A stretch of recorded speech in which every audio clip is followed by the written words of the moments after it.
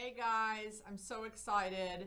Wow, 132 of you have registered for this webinar, and I think I got 64 topics that you want to speak about.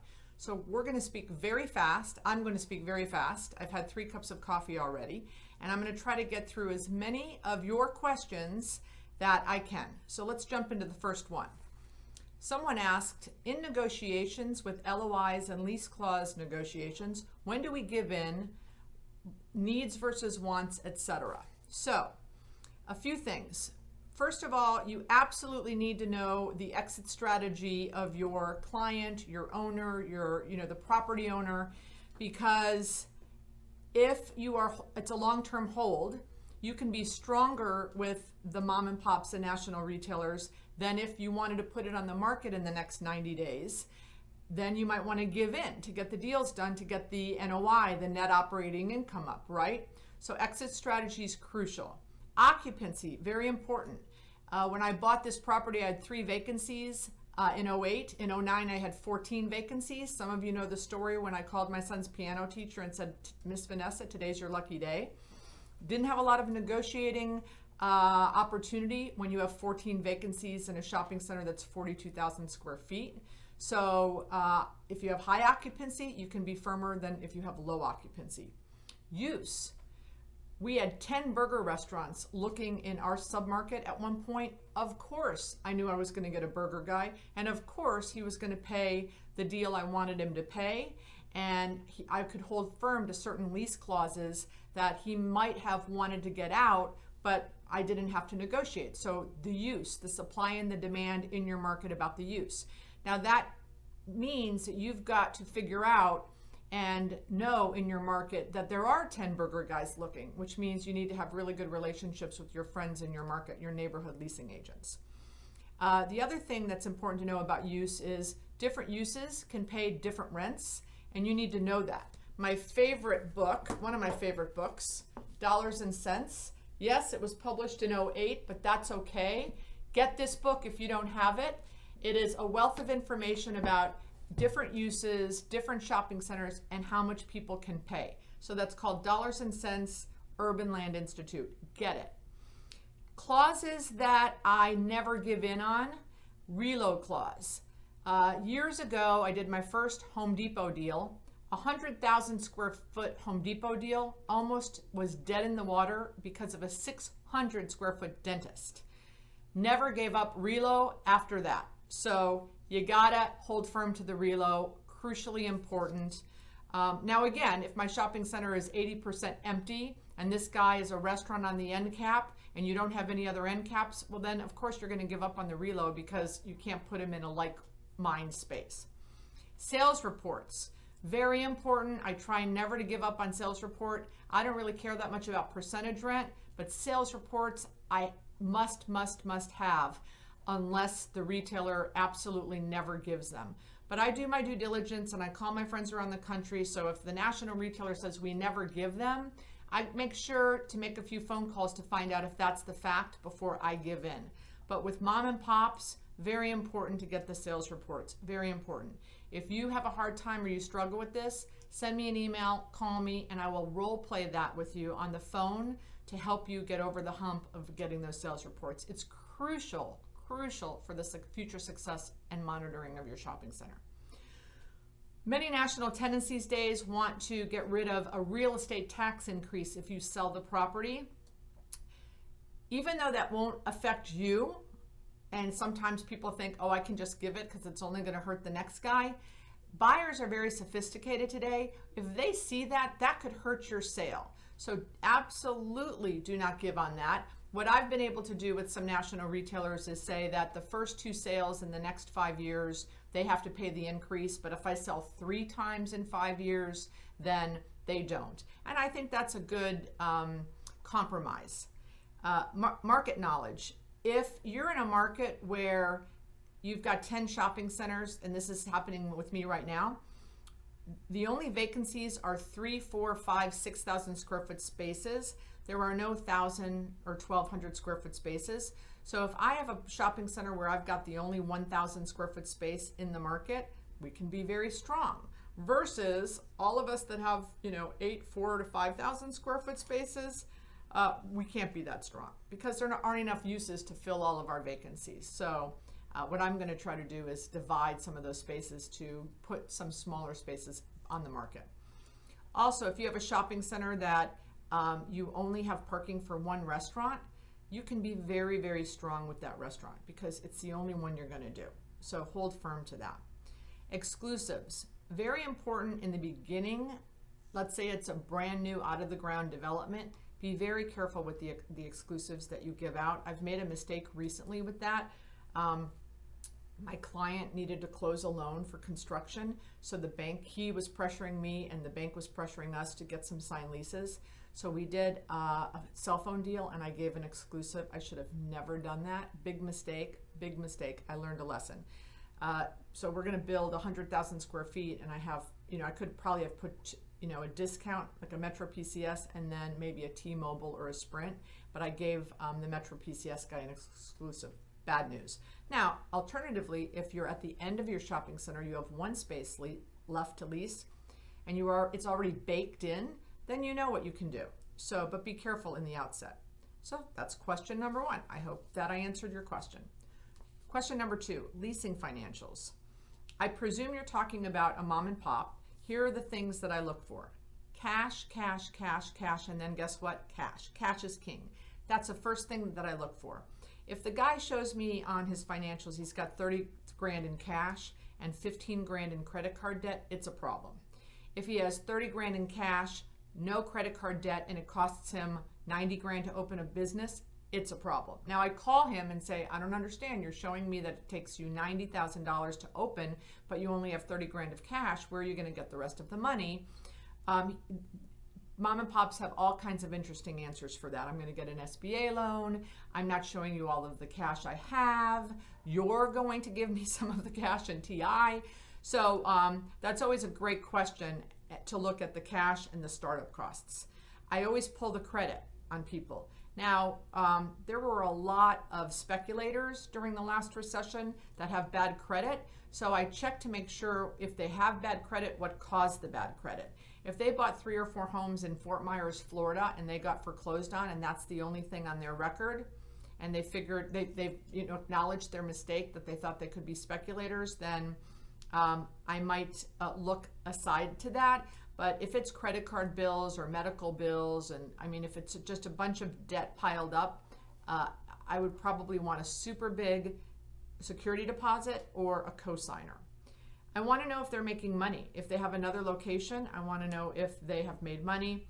If they're a startup, I don't really care about on the asset side of the sheet how much money they have in real estate and cars and equipment. I kind of put 0 credit on that. If they have another location, I absolutely call the landlord for the landlord reference. It kind of shocks me sometimes when I'm in the middle of evicting a tenant and I see a coming soon sign down the street in my neighborhood. And I pretty much know all the neighborhoods in my neighborhood, all the landlords. So if I find it funny that no one calls me and says, hey, why is this guy leaving your shopping center? So I always call for landlord references, and thank you for everyone that takes my calls and lets me know how these tenants are doing. And then if it's a startup like a restaurant, they all love to give you the menu, the logos. I really don't care about that stuff, but I do care about the resume. We had a burger franchise come in here, as we talked about earlier, and the 2 guys, the franchisees, were a father and son attorney. And I was very concerned about them going into the burger restaurant, very concerned. And but I ended up doing the deal with them, and they didn't last a year. And now the franchisor brought in new franchisees, and they're doing great. But your instinct is usually right. So those are some of the things that I look for with the leasing financials. Number 3, my favorite question. How do you go from a leasing agent to a property owner? Yes, I want all of you to do that. So I was lucky that I was with a company and with a boss who wanted all of his people to grow. So he came to me when I was 29 and said, we're buying a Publix anchored shopping center. Do you want to put money in? And I had been with the company 2 years, and I was a good leasing agent, but I had no money. And I said, I don't have any money. And 2 years later, he came to me and he said, okay, we're buying another shopping center. Do you want to put money in? And I absolutely wanted to put money in the second deal because the first deal was very successful. And I'd grown more in my capacity as a leasing agent, so I could understand the value of investing. But again, no money. And I was blessed with this guy because he took me to a local bank and he co-signed a $50,000 loan for me. And that was my first investment in a commercial real estate shopping center. We refied out 6 months later, we paid back the bank, and I made a ton of money on that deal. We sold it last year, so we owned it from 92 to 2016, and it was a whopping success. I want all of you to do that. Now, I understand that most of you don't have bosses that would go do that. So the big lesson here is make sure you, out of every commission and every bonus, that you put money aside in an account for investment. Because if you have an opportunity where someone comes to you and says, do you want to invest?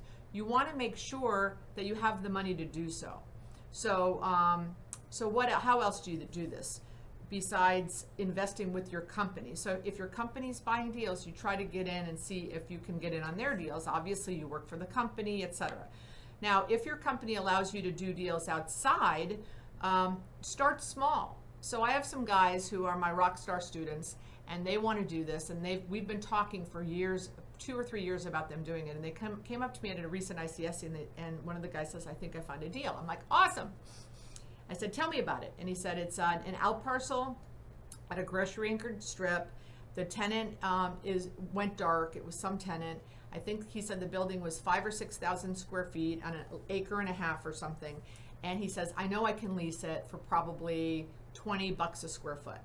I said, okay, $20, 5,000 square feet, 100 grand in income. Great. I said, he goes, but I don't want to put it under contract because, I won't be able to get a loan, and I won't be able to get a loan until I get a signed lease. So how do I get control of it, and not risk my money, and then, I have to go sign the lease.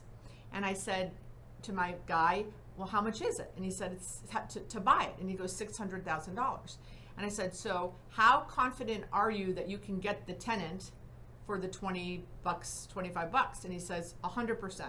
I said, well, what are you waiting for? Just go buy the site. He goes, without the lease signed? I go, yes. I go, he goes, well, I don't have the 600,000 and I won't get a loan without it. I'm like, okay, do you have an ego that you only want to own it yourself? And he said, no. I go, so go get 2 friends and you all put in 200 grand. And he's like, I never thought about that. So I'm not sure if he did that. I hope he did that because that would have been the start. My first deal after leaving my big company was 1.77 acres, piece of land, $1.2 million.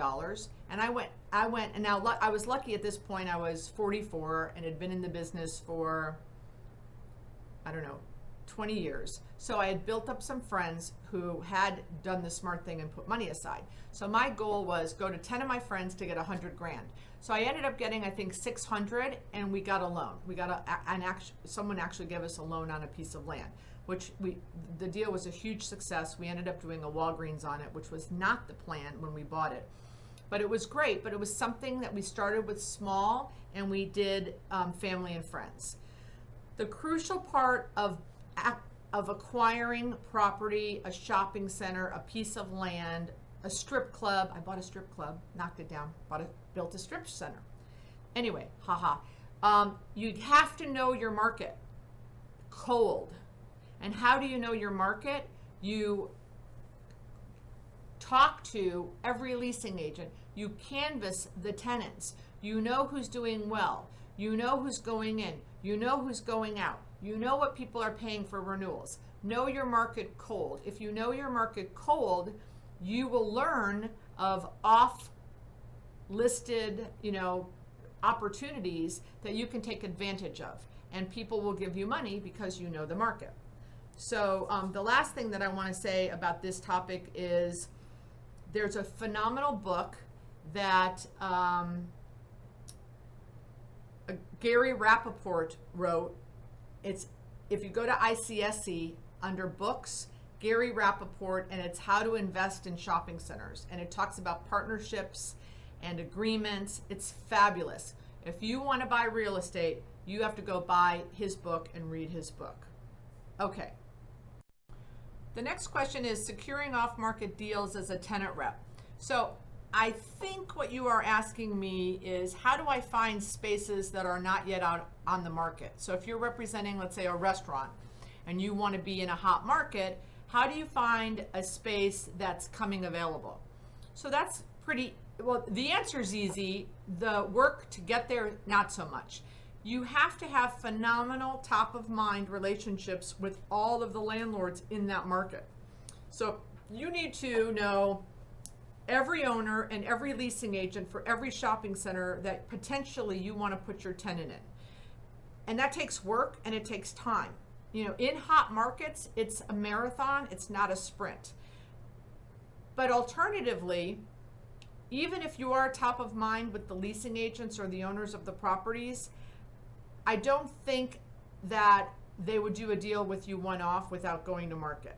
I mean, I own shopping centers, and even though I know, you know, if I have a space coming available, I might call 2 or 3 of my friends who are representing tenants of, you know, that I'd like here. But in the end, I might still feel like I need to put it out to market. That, you know, just my honest truth. But maybe not. Maybe someone would want to do a quick turnaround and get a lease signed before the tenant even moves out. But that's the very easy way to do it, is you just need to have these relationships very, very, very strong. If you're asking me how do you get tenant rep accounts, that's a whole other story. Like one-off tenant rep accounts. That's basically, you know, I think most of you know I love Gary Vaynerchuk. And he wrote a book, Jab, Jab, Jab, Right Hook. You all should read it. And basically it's giving free information away again and again and again, and then asking for something later on. So if you want a tenant rep account, then give the tenant, the retailer or a tenant, a market study with all the information. You know, the name of the property, what's coming available, the rents, the leasing agent's name and number. It's very scary to do, and most people want to, you know, keep that information to themselves. But I find that the more information you give away, the more people want your services. So I'm not sure if I answered the question, if which direction you guys wanted to go with on that. Okay, the next question. What are the top 3 new concepts you see coming into retail? Drill down on specific uses for different product types if you're feeling it. I'm feeling it. So what I want you to do, I want all of you to go and friend Hugh Chen on LinkedIn. Hugh Chen is a rock star of mine, of our industry in South Florida. He's a rock star. And he actually put something out on LinkedIn a week ago. He said, I want to crowdsource the top 100 tenants, retailers, or uses that are expanding in South Florida. And a bunch of people participated. And if you look at all of the comments, you will see all of the people that are expanding in South Florida. And wherever you are in the country, that might give you some ideas. But what the hot ones that I think that are hot or new, with our new selfie generation, this beauty product and service is going through the roof. It's shocking to me. In the next year, I think we're going to see less and less and less 1,200 square foot nail salons, and more and more and more 3, 4, 5,000 square foot nail salons. I've done 3 recently. I just got a business plan for a young woman who's got 2 other locations. She wants a 3rd with me. We're talking about a 5,800 square foot space, and she's projected to do 1.8 million in the space. We're talking 40 pedicure chairs, 40 nail places, nail chairs, or nail tables, whatever that's called, and then a room in the back to do permanent makeup and maybe massage. They're also adding blow dry bars in there. But the blow dry bars, the nail salons, I think we're going to see with the with what's going on with Macy's and Penny's, all those cosmetic counters, just like Sephora is going to have to come out and, you know, do more standalone stores.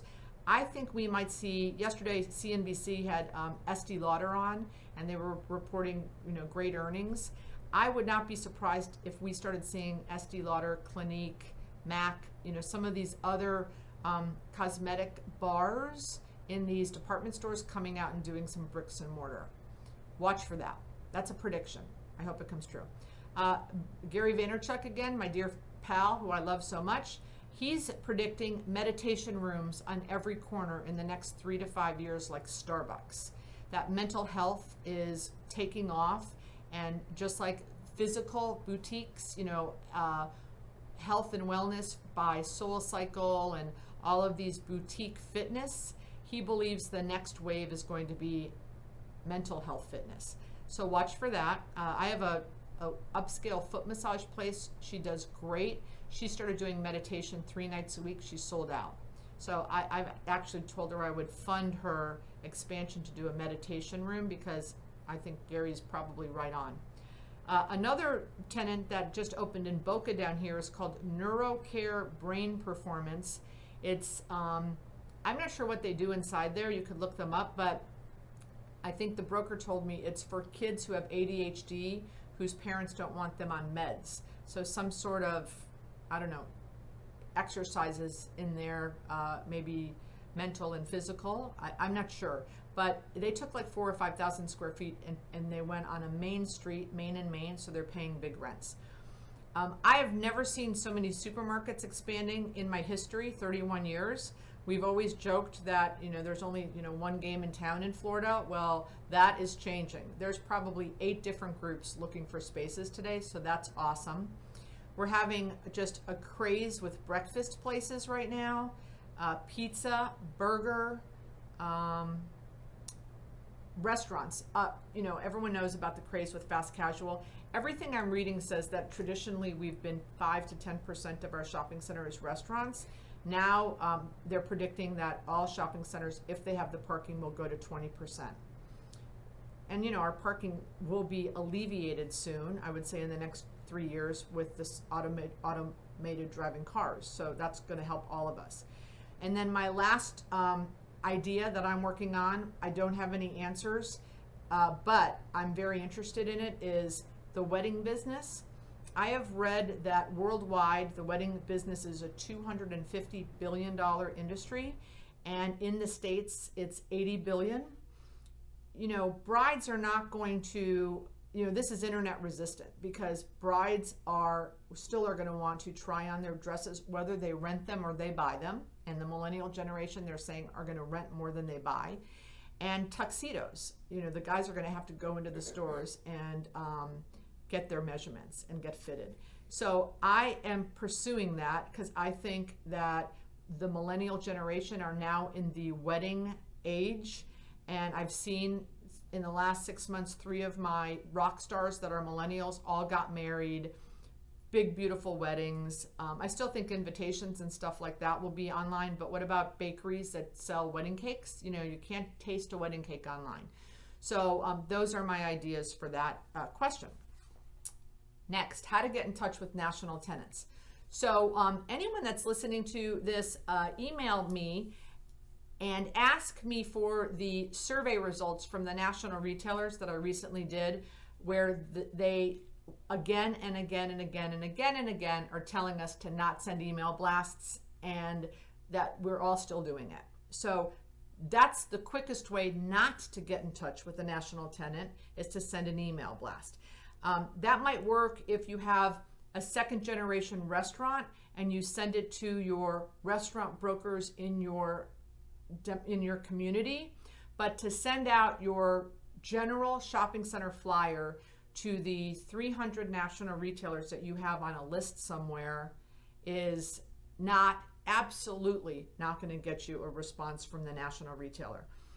How to get a response from a national retailer is to create a package that shows their locations compared to your locations. It shows their competitors' locations. It shows that you've done research and homework on what they're looking for. For example, if Becky Smith at Pet Supermarket wants latitude and longitude, that's in the package.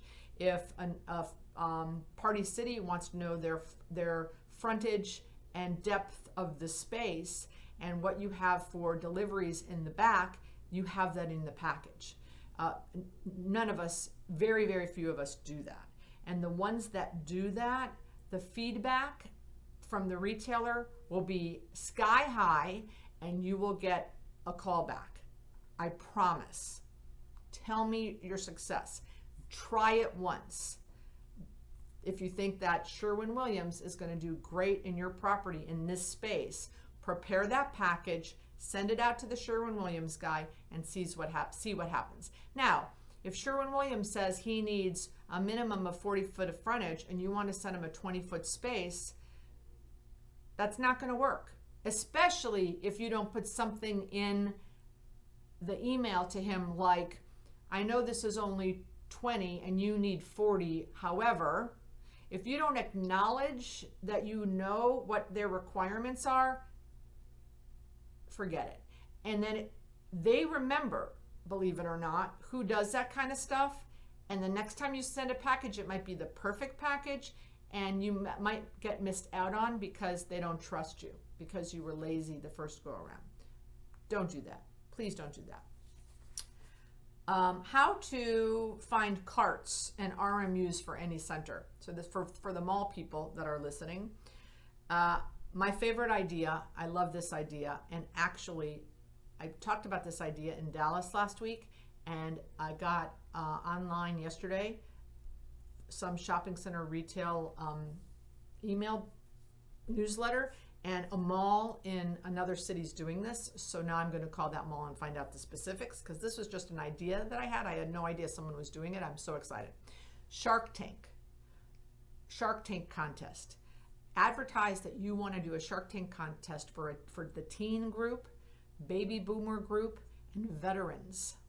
So people in your community want to start a business, they want to sell a product, and the winners get a free cart for 6 months. Now if you only have one cart available, you're not going to do this. This is for a mall that might have 10 carts available. And the press you'll get and the media, have them fill out an application, have judges from your community, maybe one of your department store managers, have the award night in your common area at center court. But here's the cool thing. Besides the 3 people that will win and the 3 new carts you'll get that hopefully will turn into longer term commitments, so you're only out the 6 months, or maybe you only want to give 3 months, you're going to get the other 10 people in each category that applies. And maybe they don't win, but maybe 2 or 3 of each category are good enough to want to sign a cart lease. So I love that idea. Do that idea. Email me, because later on today I'm going to find that article and call that mall that's doing it, because I want to get the specifics. Okay. How do I compete against lower pricing than our higher priced center? Well, I'm the queen of that, because I love shopping centers that have high rents, and historically I've had lower rent deals down the street or across the street. So it's property self-awareness. You need to know why you're charging what you're charging. So every time I lease a space, the next deal is $1 more, right? So if I lease a space for $25, the next space, if it's the same size and the same proximity, it's 26 or 27, okay? End caps should get more. Drive-throughs should get more. If it's the only restaurant space that you can put the last restaurant in, and this is a restaurant driving economy, you can get more. If you have extra parking and visibility, or facade visibility and signage, you can get more. So you have to sit down and say, what are the benefits of my property, and why should I be charging more than the guy across the street? So I now, in one of my shopping centers that I'm sitting in, my office is in, we charge $45 a square foot triple net. There's a guy across the street so my shopping center is 42,000 square feet. There's a center across the street that's 21,000 square feet, literally across the street, and they're charging 20. But they have no visibility to the street. Their main anchor tenant is a restaurant of about 6,000 square feet, and everything else is behind it. They have 0 parking. The parking is horrendous. You can't see the property. Mine is lineal to the main street with 60,000 cars. So I have so many more benefits. Now, I also, when a sign guy like Signorama comes to me and he says, I want to lease space and my rents are 45 and theirs are 20, he should go there because he doesn't need my visibility, exposure. He doesn't need to be next to my $6 million of revenue of restaurants. He doesn't need the things that I offer that would goose up his sales. He can be in a warehouse, so he should take the $20. So it's self-awareness of the benefits that make you better. It's awareness of the detriments of the competition. But if what you're telling me is you know the market cold and instead of 30, your rents should be 20, then you need to go talk to your boss. But the only way that you can talk to your boss and get a good result is to have the evidence. Don't whine and say, my rents are too high without evidence. So that's how I lease $20 higher than my friends across the street. And then also knowing what your tenants are doing in sales. So if I've got 4 restaurants all doing $400 a square foot and I can put one more restaurant in, of course I can charge higher rents because I know how successful these restaurants are going to be, right? And then dollars and cents. Have I told you about this book yet? I know I have. You can learn a lot about what tenants can pay, what they can do in sales. So focus on the uses that can pay more if you're charging more, right? A bike store, I would love to have a bike store at one of my properties. I can't afford them because they can't pay high rents. So as much as I would love to have them, I've priced myself out of getting one of them. Okay. I work on several large boxes, 25 to 50,000 square feet. The pool of prospects is smaller, naturally, and some of these are not the best positioned boxes for one reason or another. I'd love to get your thoughts and ideas. So I did a conference last week, and I did a list. The list is available. Email me, and I'll send it to you. It was specific to a mall in the Northeast. So some of the traditional department store ideas that I gave that was in my PowerPoint might not apply to you. But what I want you to focus on is the non-traditional uses, the disruptors, libraries, hospitals, charter schools. With what's going on in our government, I think we might be seeing more charter school expansion. So I have a list. I think there's about 15 on the list. Email me, I'll send you the list, and those are the disruptor ideas. I think we're going to see a lot of very creative and very interesting uses. Entertainment. Think back about the wedding business, $250 billion. In your town, is there a place for people to hold weddings? Except for the country club. If there's not, think about that. There, event space. And maybe it's a, temporary event space. Maybe in 3 or 4 years, new department stores will come out, who knows. But event space is a wonderful idea. You have the parking, you can decorate it, dress it up. I love that idea. Bridal business, 250. Okay. We're doing great. We're on number 10. How do you manage time between deal flow and prospecting during your week, Beth? I block off time. So once a week, every Tuesday from 1 to 4, because I pick up my kids at 4:30, I try to canvas. And my goal is to get 30 business cards or 3 hours, whichever comes first. If I did not block that time off, I would never do it. And Josie knows it. Most of my clients know it. That's my time. Now, every once in a while, I have to travel, and I miss that, which is why I like having it on Tuesday, so that I have 3 other days of the week remaining that I could catch up if I miss. But I would tell you I probably get that done 2 to 3 times a month religiously. Now, when I'm out canvassing these days, I'm doing it to fill my properties, yes, but I'm also doing it to look for acquisitions and learn about markets where I might be looking to buy a property. So but that's how I do it. And if I was not traveling, coaching, training, teaching, have 2 kids, 16 and 13, running my 5 properties. So back when I was a leasing agent only, I was canvassing 400 to 500 people a week and making a crap ton of money. So there's a lot of things in this world you can't control. You can't control what's going on with the malls. You can't control what's going on with online. You can't control what's going on with our government. You know what you can control? Your work ethic. Get your butt out of your office and go prospecting. You learn so much and you get deals. I promise. Canvas. Call me if you want some ideas. Okay. 11. Have you seen any benefits from social media for prospecting? Absolutely. We have been using Facebook to get through the gatekeeper.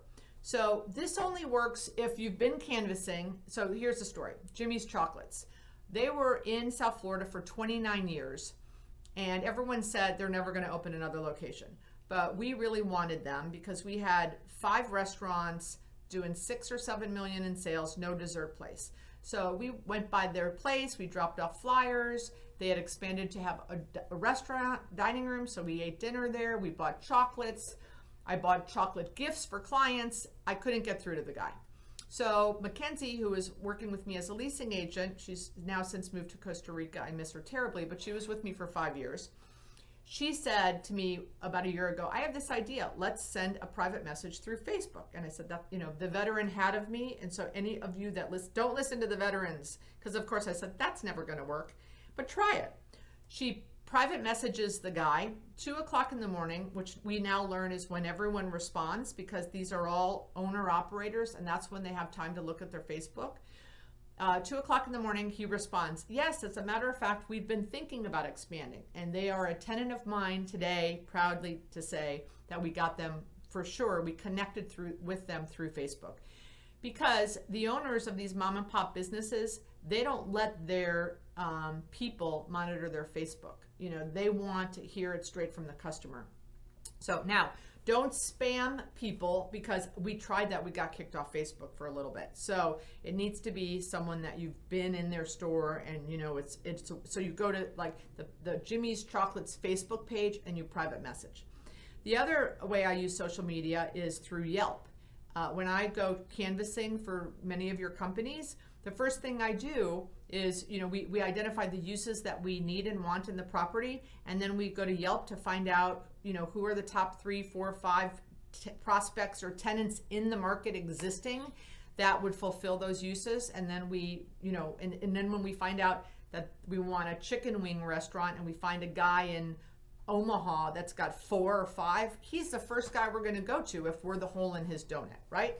So Yelp is big. LinkedIn, so I told you already about Hugh Chen. He had this, great idea about crowdsourcing uses and prospects. I learn a lot on LinkedIn, which I use to share with you guys. But also this past week, I've been wanting to do a deal with Guitar Center. And lo and behold, this past week on LinkedIn, a Guitar Center guy posted a grand opening of a new store.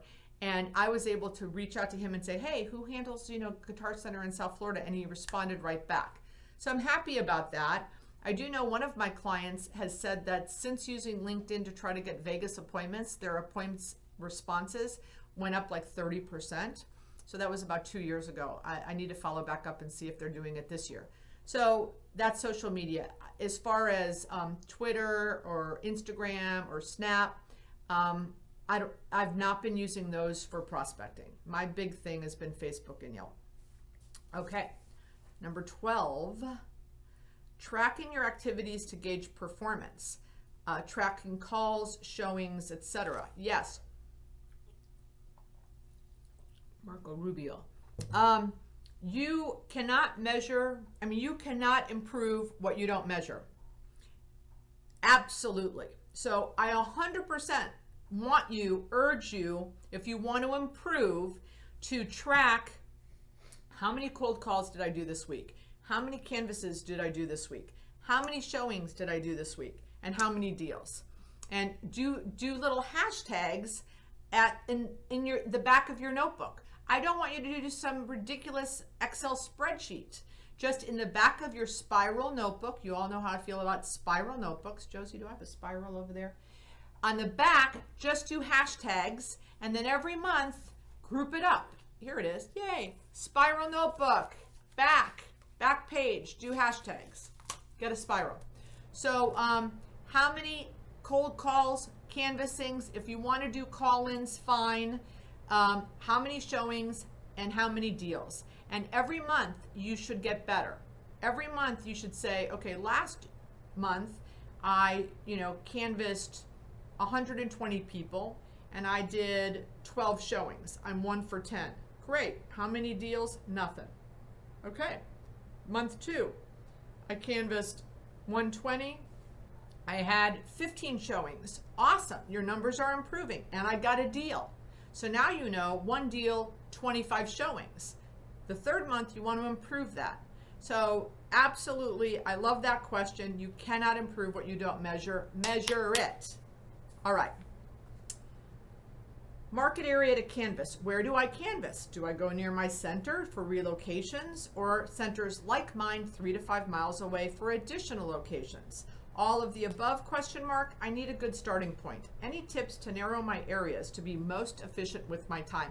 Just go. Just go. I don't care where you go. So, yes, for sure, go around your shopping center for relocations. For sure. Don't create tortious interference. If they have a lease and you find out their lease is up in 2 years, say you'll be back in 18 months. Do not encourage them to break their lease to come to your property. Obviously, you'll be involved in a lawsuit.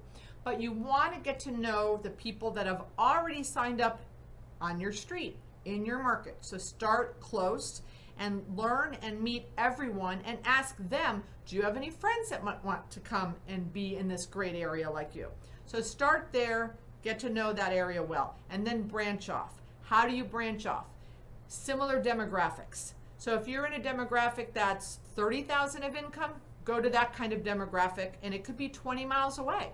If you are in a market that is a green area, 5,000 people in 5 miles, then you have to go to the next town that has similar demographics, and you find the uses and the tenants that like to go in those markets. If you have a demographic that's 120 of income, go to other income demographics like that. If you have a shopping center that is anchored by a Ross and a supermarket, go to other Ross and supermarket centers. All of that is great. Just go. Get off your butt and go.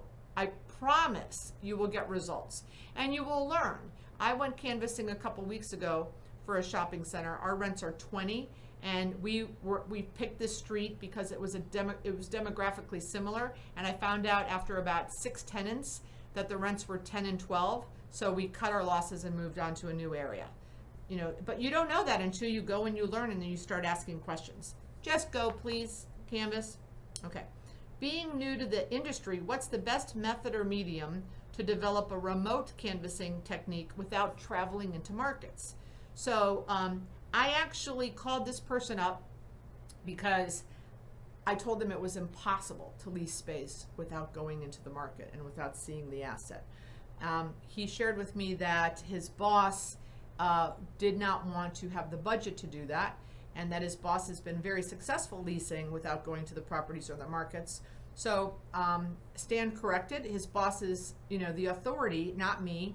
But what I did, and if you guys, if there's someone out there that is interested in this question, I went on LinkedIn and I put it out a call to my friends, my fellow rock stars, and said, how can we help this guy out? Because it's so foreign to me.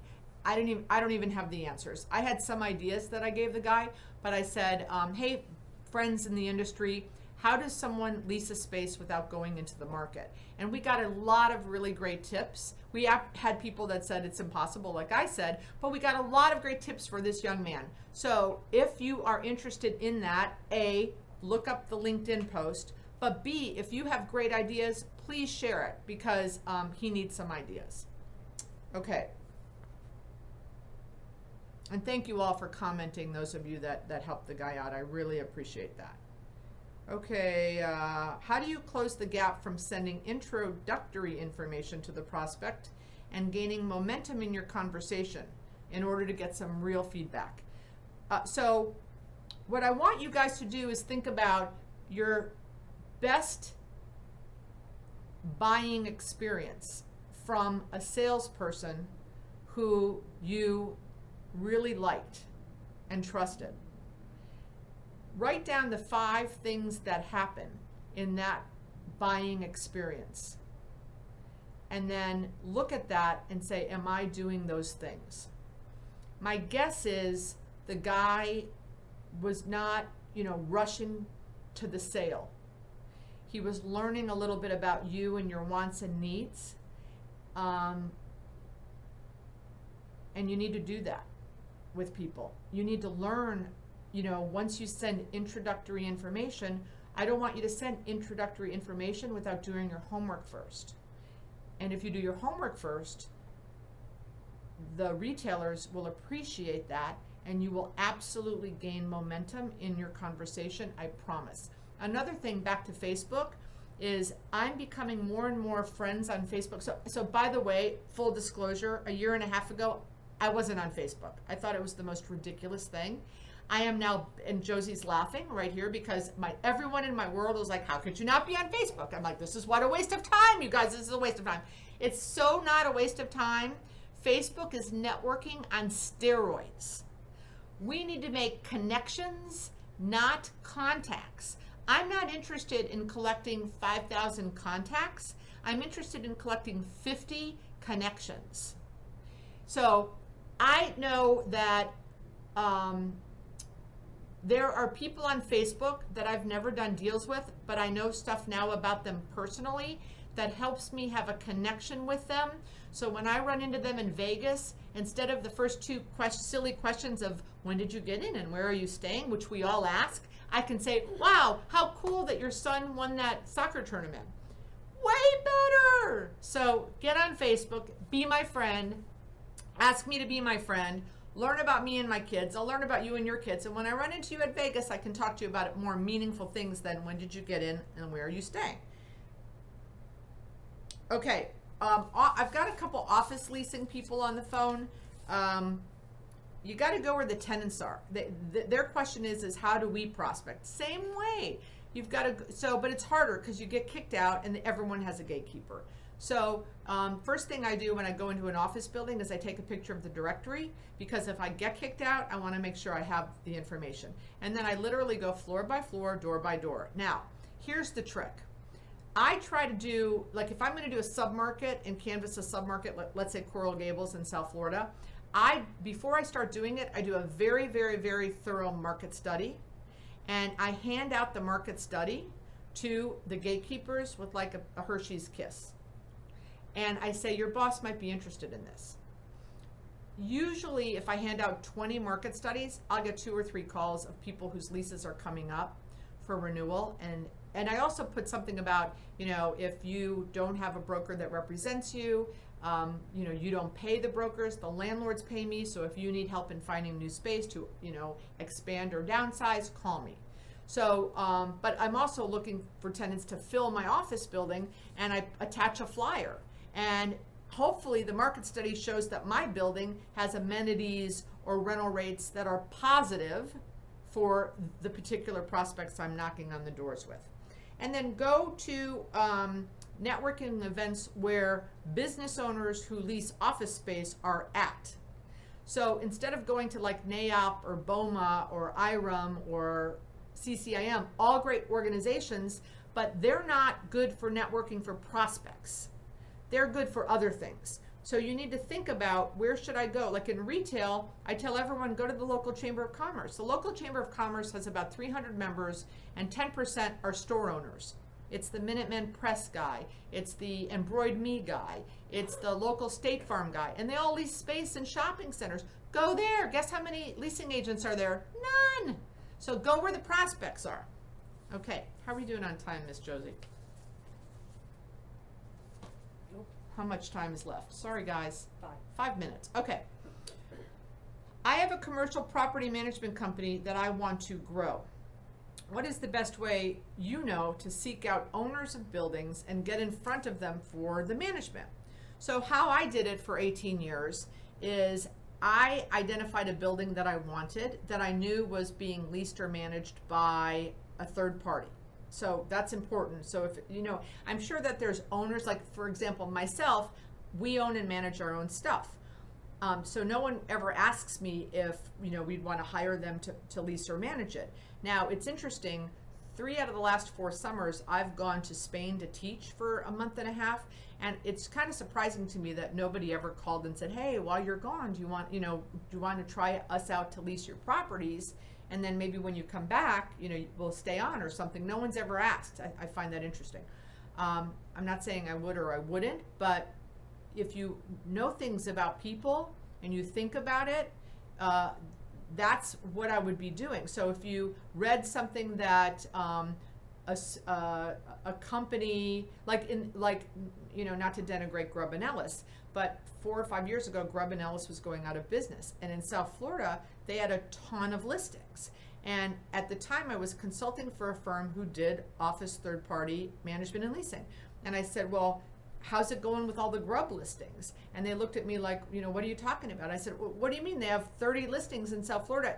Please tell me that you've knocked on those owners' doors, because they all need to change.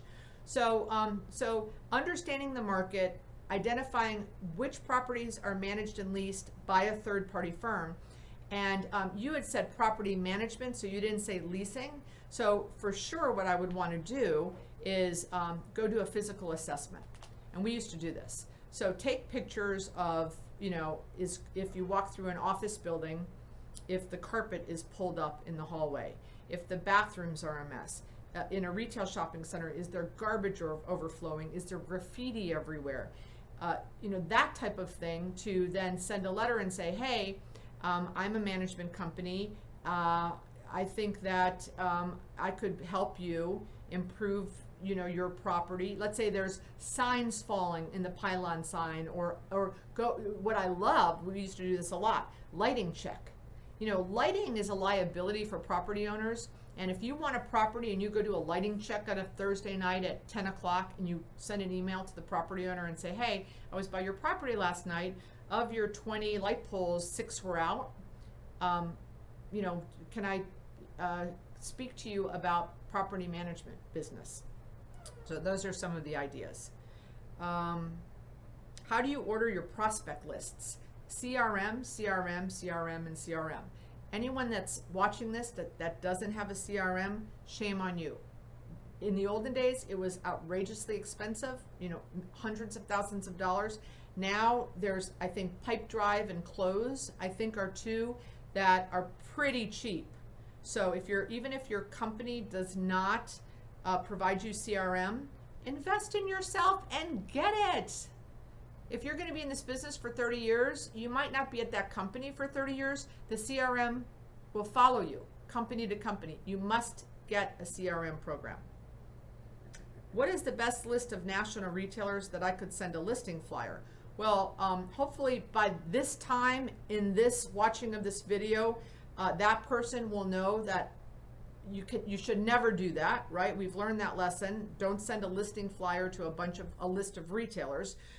But what is the best list? You have to curate it yourself one at a time. There are, I think there's Retail Lease Track that's still out there. You can get something started, become really, really, really good friends with people in your local industry to share lists. But it's hard. It is, I would tell you, my list is not updated. People change. I'm not that, we're not good at that. I'm good at a lot of things. My lists are not really up to date, but I have lots of great relationships. So if I need someone, I can reach out. So I think I think, Josie, we got about 19 questions. I hope you guys enjoyed it. I know there were probably 40 more questions I didn't. I did have this I wanted to say. Going back to the uses, right now I'm just talking about what's trending for uses. Currently, I'm working on more lease deals than I've ever worked on, I think, in my history. At one point, crazy 23 leases we're working on. Josie's about to kill me. But here's the breakdown. 8 restaurants, 5 nail and hair people, 4 retailers, pure retail, 2 grocers, 2 banks, and 2 medical. I find that very interesting. I didn't realize that, but the 8 restaurants, it tells you where we're going with the whole restaurant thing. ICSC's reported that the retail revenue in our country is $4 trillion. Online retail is 9%. Of the 9%, 5% is shipping and handling. So pure play retail is only 4%. Retail's here to stay, but our retailers need to provide an experience and something that the shopper can't get online. So all those things that we discussed earlier, bring those into your shopping centers. I hope you enjoyed this. Email me for more questions. Email me for the handouts. I love doing this. Thank you so much for participating. Mwah! Have a great week.